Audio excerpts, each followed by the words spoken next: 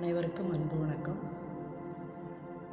நாம் ஒவ்வொருவரும் குறிப்பிட்ட நோக்கத்திற்காக இறைவனால் படைக்கப்பட்டுள்ளோம்.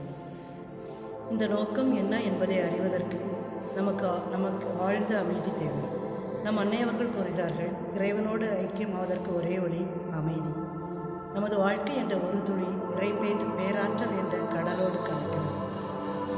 இதையே பைபிளில் கூறப்படுகிறது, முந்த இறை அரசை தேடுங்கள், மற்றவை அனைத்தும் சேர்த்து கொடுக்கப்படும். பணம், பதவி, பட்டம் அனைத்தும் சேர்த்து கொடுக்கப்படும். இவையெல்லாம் பை ப்ராடக்ட்ஸ். நமது மெயின் குறிக்கோள் இறைவனோடு ஐக்கியமாகும். இதையே மகான்கள் பலர் கூறுகிறார்கள். நம்மில் பலர் வந்த வேலையை செய்யாமல் சொந்த வேலையை செய்கிறோம் என்று.